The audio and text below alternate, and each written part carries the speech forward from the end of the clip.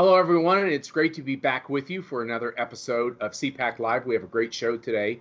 We have the former Attorney General Matt Whitaker, who wrote this great book, Above the Law, which you guys all need to get. I'm going to get rid of that glare. Get it at your favorite bookstore, online. I don't want to say the A word, but everywhere you like to buy books, you should go ahead and get this book. And we're also joined by former NFL great Jack Brewer. But I also want to remind you that as we punch through this pandemic and the economic shutdown, CPAC is getting back on the road. And we're going to go first to CPAC West, our second annual CPAC West and the Bass Fry in Reno, Nevada. And that's going to occur on August 8th. Matt Whitaker will be with us. Sarah Carter will be with us. Ted Cruz will be with us. My beautiful and talented wife, Mercedes Schlapp, will be with all of you who go. So go to our website at www.conservative.org and sign up to go see us in Reno. We have lots of great folks that come over from California, people that come throughout the region, really come from all the western states. And it's going to be a great day of interesting delicacies as well as interesting debates. So join us at CPAC West. And you can get all the information, once again, on our website. And we're also going to be in Wisconsin on August 14th, Pennsylvania on September 9th, and Minnesota on October 15th, and Michigan on October 27th. And we're going to be filling in even more dates.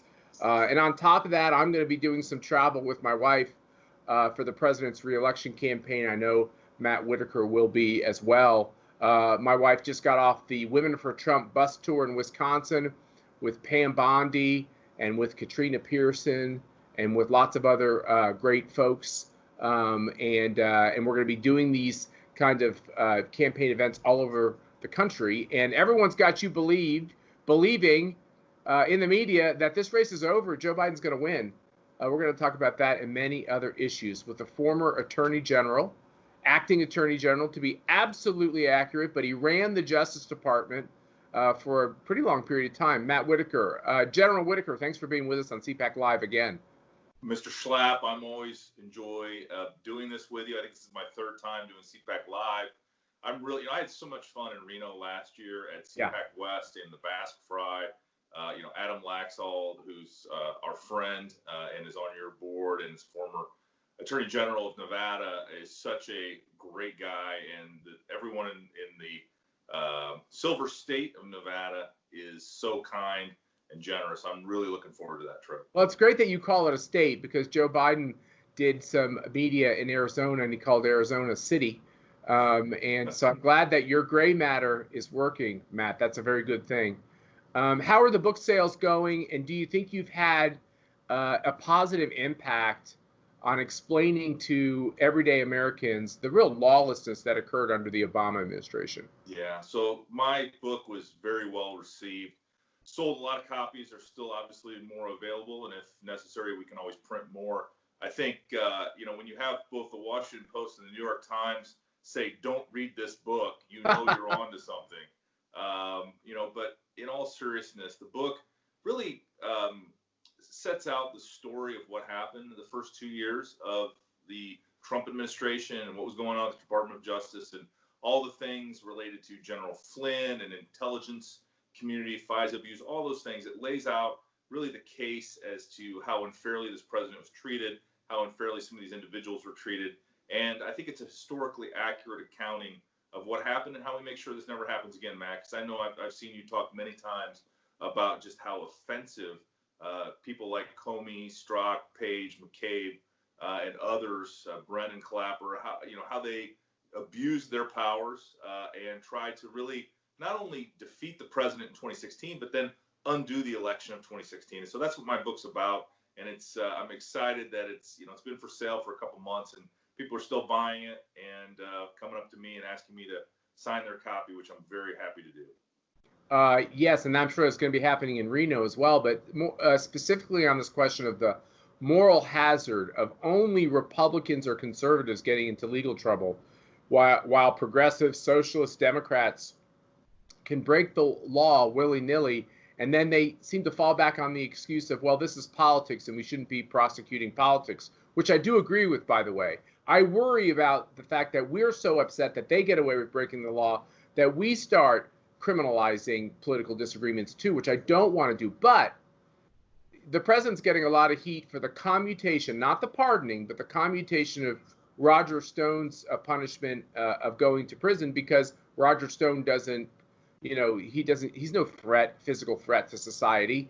And those are the types of people we should put in prison, the types of people who could do violence towards other human beings. But he commuted his sentence. And then you have people like Susan Rice having the audacity, Eric Holder, to criticize this when they literally, under oath, went before Congress and lied. And it's demonstrated even in those outlets that you just pointed out, like the New York Times, that they lied. Susan Rice went on national TV and said that, and she did the full Ginsburg. She did every Sunday morning show saying that the reason why Benghazi happened was because of a video, which was a concocted, meaning a lie, that was perpetrated in order to cover up for Hillary Clinton. All these people, McCabe, Comey, Strzok, all these people who have lied under oath, some of them have lost their jobs. None of them have been indicted. It infuriates people. I can't tell you how many people say, if I could just see one person face legal punishment, I might have hope in the system again.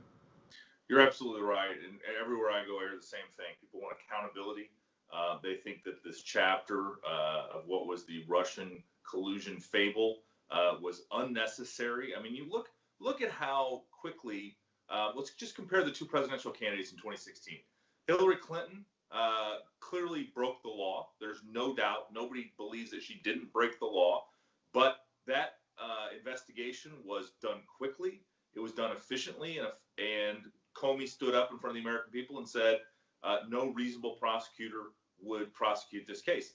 Contrast that to Donald Trump, where every turn there was never any evidence of collusion or any relationship between the Trump campaign and the Russian government. And yet, they wanted to close the investigation in early 2017 before the president was even sworn in. They didn't. They knew when they went in to talk to Flynn that they had no evidence to even conduct that interview. They knew, Lisa Page and Peter Strzok were texting each other saying, there's no there. We know from the Mueller report that summarized the entire investigation that there was never any evidence. And so, you just look at how Hillary Clinton quickly dispatched with her investigation, even though she violated the law, wasn't prosecuted, and they put the president through like literally hell. I mean, it is, nobody should be subjected to that long of an open investigation. The president of the United States, especially, but all Americans deserve a speedy investigation. And if there are charges, that those charges be brought and have a speedy trial. This president was abused by the Department of Justice, by the special counsel's office. It's unacceptable. And we need to make sure, again, not only does it not happen again, but the people responsible for it, the story needs to be told about how they abused the tools, the facilities, and their positions to politically damage the president. And it is well, so do we obvious hear what happened. Do we hear from Durham before the election, you think? I think we do. I think you will see affirmative steps made by Durham before the election. I think by the end of the summer, Durham will have, it's already been said by the Attorney General Barr that there are targets of the investigation, that they have found criminal acts, and I think you'll see some cases being brought before the end of the summer. I think that's what we should all expect. I think this recent leak that suggested somehow it was going to be nothing was going to happen before the election, I just don't believe that based on everything I know about how the Department of Justice does business. Good. Well, that's a welcome prediction. Matt Whitaker, if we fast forward to what's going on our streets today, we have murder, lawlessness, looting. People can't go to their homes. People can't go to their businesses. When Black Lives Matter Incorporated, Antifa, these radicalized groups overtake and swarm these cities which are run by socialists and have called the cops back and are defunding the cops. Specific question for you. Research has demonstrated that Act Blue, this online liberal digital platform to raise money, is feeding Nancy Pelosi's majority in the House, Chuck Schumer's effort to take the majority in the Senate, Joe Biden's presidential campaign. And Act Blue is also funding this Black Lives Matter Incorporated, this entity which is fomenting this lawlessness, the murder, the looting, the ripping down of statues, now the attacks on churches and churchgoers, all throughout the country, all going through this hub of Act Blue. Put your legal hat on. Isn't this true collusion and conspiracy to break the law, to foment violence? Shouldn't these politicians be held accountable for the fact that it's all one system that they're getting a lion's share of their money from? Yeah, I think that the platform that the Democrats have built with Act Blue, I think is when it's used for its not intended purpose, which is to collect money for organizations like this Black Lives Matter Inc., which is a Marxist organization by their very tenets of what they stand for. When those lists are solicited and that facility is used, I think that opens up some very interesting questions, because it appears to me that there is not only an organized effort to fund the Black Lives Matter corporation that is organizing a lot of these disturbances, but we also have, and I know the Department of Justice is looking into this, we need to investigate Antifa and Antifa-related organizations, because these violent terrorists, they're anarchists, they're violent terrorists that are really trying to undo the America that we all believe and love. And I don't think you have to look very far. I mean, I always hold now New York City as an example of what used to be good policing, what used to be intelligence-led policing, where you had an intelligence interview in addition to a Mirandized interview. And so the police knew what was going on. They knew who the bad actors in the neighborhoods were, and they were able to target them and get them off the streets.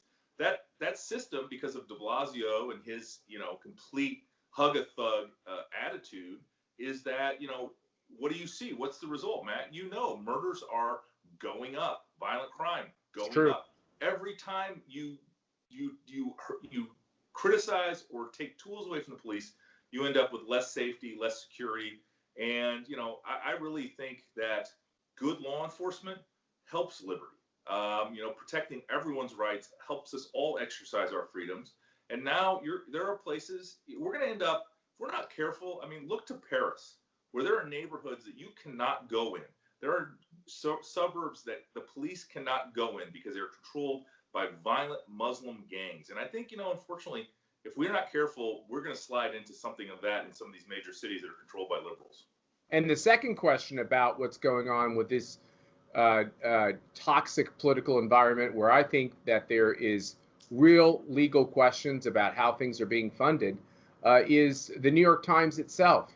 You have these for-profit media companies that are literally working as an arm of the Biden for President campaign, which I believe, because corporate money cannot be spent on behalf of a federal candidate, right?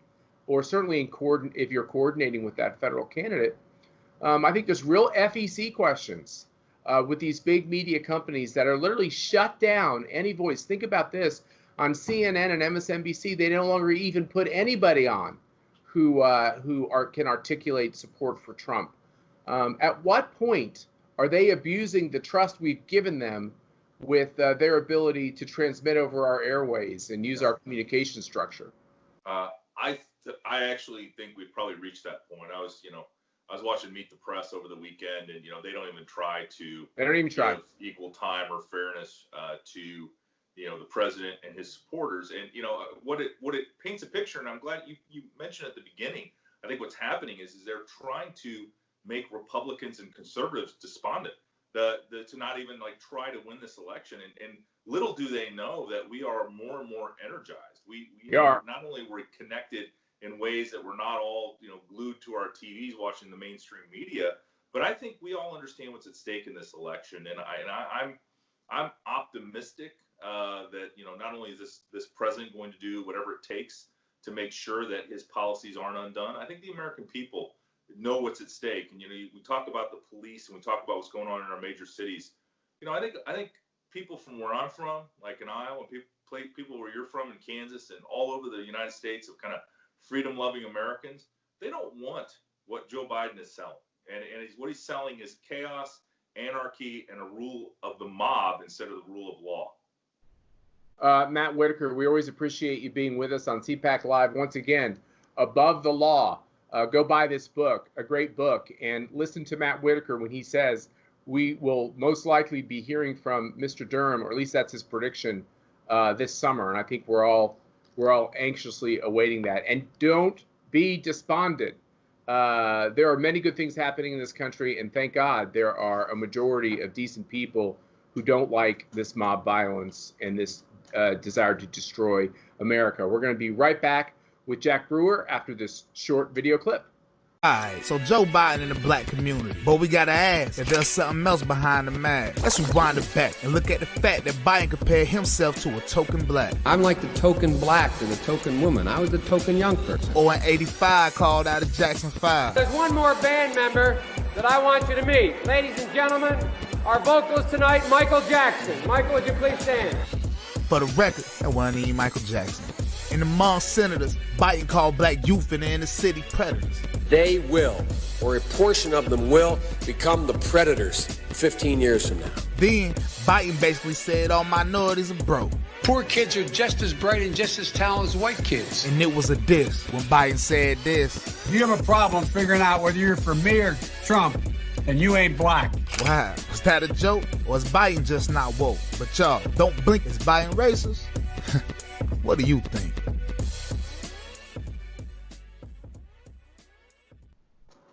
What a great video. And our next guest is the star of that video and is a very important voice in Minnesota and around the country as we face all these really, really stressful questions about what we are as a country and what we are as a people.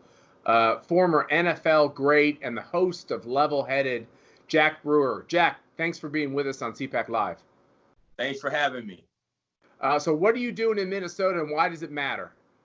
You know, I just got back from Minnesota and, you know, I was driving through the streets and it was tough to watch, man. You see basically a war-torn city that, you know, buildings burned up and, you know, boards are on the windows. That's just not Minnesota. It's not, you know, the Minnesota that we all grew up and loved. You know, I went to school there. I played for the Vikings. I was a captain on the Gophers. I got my undergrad and master's there. And that place is really special to me. And what we're seeing is sad. You know, even before George Floyd, you look at Minneapolis and you look at the district that's ran by Omar, and it had the highest African-American unemployment in the entire nation. And that's sad, right? It's a place where I remember, man, when I came to Minnesota and I came up from Texas and they were recruiting me to play football, one of the main things that they drove to me was the opportunity for African Americans to work in the city. My coaches, Coach Glenn Mason, used to highlight that of the opportunities there. And so to see the realities of what that place has become now is truly sad. And I think it's time for this election cycle for the folks of Minnesota, just like so many other places around the country, to stand up against this nonsense that's going on with all these liberals running our city into the ground. And I think there's a lot of, you know, quite honestly, voices from people who aren't black who are almost told that they don't have a voice right now, that this is a time when they need to be quiet. But when we look at the victims of the crime spikes in places like Minneapolis and New York City and Chicago, we see a lot of people of color being shot, being gunned down, being the victims of all different types of violent crime. You know, socialism doesn't seem to be working. Defunding the cops seems to hurt black people too often. You know, I'm just glad that the nation is aware of what's going on. You know, it's been a long time that this thing has really been erupting in these cities, these inner city cities, where you have Democratic leaders that have removed God from our schools. You know, they've appeased versus being leaders. You cannot lead by appeasing people, and that's what they're trying to do. These far left policies that have really come and ripped the soul out of our kids. You know, these cities are the places where you have so many fatherless babies. in all these democratic policies that have led to the destruction that we're seeing in our streets. I mean, whenever you have there was 104 people shot, 18 died in one weekend in Chicago. You have 60 and 70 people shot in cities, American cities, yet they don't call for the president's help. They don't call for the National Guard. You know, they would rather they let their pride lead their decision making. And it really goes back to the dollar, because every single one of these politicians, they raise money off of putting out to the liberal media that we need to take our guns away. They raise money off of all these divisive issues, but when the reality is most of these crimes are committed by people who illegally own guns, and they don't stand against it. And you know, it's really sad. You know, what really upset me is after Barack Obama became president, I thought finally we're gonna fix Chicago. You think it's his backyard, right? But the place got worse. Got worse. And now you see that every time President Trump says something, these liberal politicians, mayor of Chicago, they all stand against him. Wouldn't you be calling out for the safety of your people? Why would you let politics come for what's best in the goodwill of people? It's just wrong. It really is.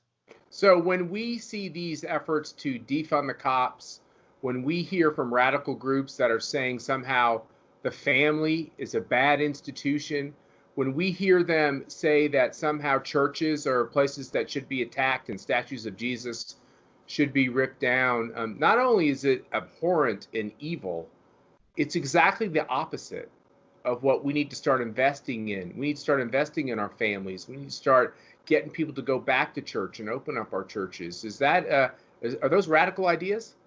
You know, I had a chance to speak in Montana and also in South Dakota last week to a group of conservatives. And I told them, you know, now the conservative needs to stand up. We can no longer sit back and be quiet. This is an issue of spirituality. These people have robbed and they have removed God from every single segment of the American population, starting with our kids. And the most sick thing about this is that we have a fatherless epidemic in our nation. We have 77% of young black kids born out of wedlock. And during that same time, and you look at the statistics, and 71% of black kids or all kids who drop out of high school are fatherless. And you see you're 20 times more likely to go to prison when you're fatherless. I work in the prisons. And so now what you've done is you remove the father in the flesh, and which means that these kids don't have fathers in the spirit. We're teaching kids in these liberal public schools that they can pick their gender. We're teaching these kids that they can't praise Jesus Christ in our schools. We forget that our nation was founded off of men and women who came over here to praise Jesus Christ. And that's what our foundations of our nation. And as conservative, we got to stop holding back. We got to talk about Jesus again. We got to get Christian principles back into our schools. We cannot let them to take money from our religious schools and give them to all these secular programs. That's what's killing our nation, because our fatherless kids need us right now. They need men just like you and I. They need us to come in and help bridge that gap. We have to be true Christians, and Jesus told us to serve. It's time for us to serve, but we got to stand against this evil that's happening in our land right now, because we do have a problem with our land. Our land is sick at this moment. You know, I can't disagree with anything you said. I feel like saying amen, brother, when you say it, because I just feel like your voice needs to be heard. And but you had this other question about real racism in society, which does have to be tackled, and racism is inconsistent with the faith that we share.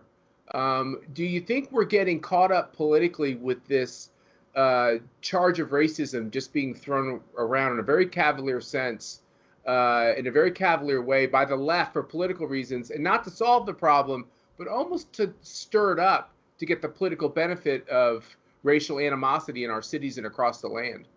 It's sad. And the reason why is because we wouldn't expect anything more from them. This is the way that they play ball. It is. They want to divide. And so that's why I say, as conservatives, it's time for us to take the high road, right? While they talk about race, we need to highlight what we have. You see, President Trump has given us something very unique. And I've told him this before. And that's why I think his messaging can improve just a little bit. And I don't always agree with everything he says. But whenever you have the record of President Trump and someone calls you racist, yet we're letting African Americans out of jail, President Trump is freeing the blacks while the liberal policies are the one that put them in prison. Let's talk about that. And let's talk about it like that. You talk about schools. The liberal policies are supporting these teachers unions and raising money so deeply that they're against school choice. So basically, they want to keep our kids segregated. Let's start calling them out on that. We are for school choice because we want every kid to have the opportunity to learn. We are for real school integration, not segregation. And we want to start talking about policies. Look at pro-life. You look at what the left is doing. In the city of New York City, you have more black babies aborted than you have born. That is disgusting. And that should make any human being sick when you think about that. You can't get more racist than killing 20 million black babies over the course of 30 years. That is absolutely ridiculous. You see, the black population is the only population that's not really growing because we're killing all the babies. And so if you can go policy after policy, right? You look at opportunity zones. No one was putting a nickel into these inner city areas before President Trump passed opportunity zones and actually incentivized investment. I've personally helped fund an opportunity zone. And so this is giving folks the opportunity of all races to actually invest in the cities and communities that need it the most across America. The other side is so racist in their policies, we have to start calling them out for it. So you said it's a time for conservatives, for people of faith, for Christians to stand up. In your life, when did you realize, not in a faith context, but in a political context, when did you realize that these socialist policies were simply counterproductive to the people you cared about? At the end of the Barack Obama administration, man, I created the NFL Players for Obama, and I campaigned for him twice. And for me, it was tough to make that switch because I had been brainwashed for so long. I mean, from my parents to, my relatives, anyone around me, always told me that African Americans had to vote Democratic because Republicans were for rich white men. But I had never really given Republicans a chance. I had never really deeply looked at the issues for what they stood for. And when I started doing that, I started realizing, man, when Barack Obama changed the definition of marriage, and then when Barack Obama went 8 years and did nothing for Chicago, when he went 8 years and didn't pass any real criminal justice reform, you're talking about someone that I was voting for a black man, and then it seems like he was passing anti-black policies. That's why I call President Trump the first black president. One, because they treat him like a black man, but two, he was actually passing policies to help black people. And so I think it's just really sick the way that the left has painted conservatives, the way they painted President Trump, and they don't give any credit where credit is due. Well, Jack, when you play football, it would be very hard to win the game if you're playing against an opposing team that was aligned with all the refs. And that's what it's like to be a Republican or a conservative or a Trump supporter. We're fighting against Joe Biden and the socialists, but the people in the news media, supposedly the objective observers, are in the tank for the other team. But the good news is there's a bigger ref that's watching the whole game. We like to be more aligned with that heavenly power than these terrible battles we're in. And your voice is so important, and we appreciate you joining us here today. We want to have you back on because I think my view politically is, before even this tragedy of George Floyd and this whole question about Black Lives Matter and all what's going on in our cities, what was going on in this country is that I think the first time in a long time, the African American vote was the swing constituency in the Democratic primary, and I think it could be the most important vote in this general election to determine who wins the presidency. I don't know if you agree with that. Maybe you have a reaction. We're going to have you back on and kind of tease that out a little bit more. Yeah, man, you're dead on. If you look at how things are changing, I think the coronavirus as well is going to play a big part of that. You got college kids that aren't going to be at school. They're going to be home again. So hopefully their conservative parents are in their ears. You see the inner city communities now. It's being highlighted. Folks are tired of this violence in their own streets and no one doing anything about it. I think we really have an opportunity right now. But you said something important. Conservatives, we got to start letting our Black voices lead us. It's time for that. That's who we are at our core. At our core, we are just like Jesus said. We want to take care of the most vulnerable, the fatherless, the most underserved. Unfortunately, in America right now, that happens to be the Black segment of our population too often. Let the Black voices talk. We are conservatives that need to be heard. And if we do that, we'll win this election. But more importantly, we'll heal this land. Oh, man. From your lips to God's ears, Jack Brewer, thanks for being with us on CPAC Live. We're going to have you back on the show. Get all over this country and spread that message because it's an important message. We appreciate you all watching us again on CPAC Live. We're loving doing the show. I think the message that you heard on this show is very healing for each one of us as we really mourn for the state of our country. Thanks for joining us again on CPAC Live.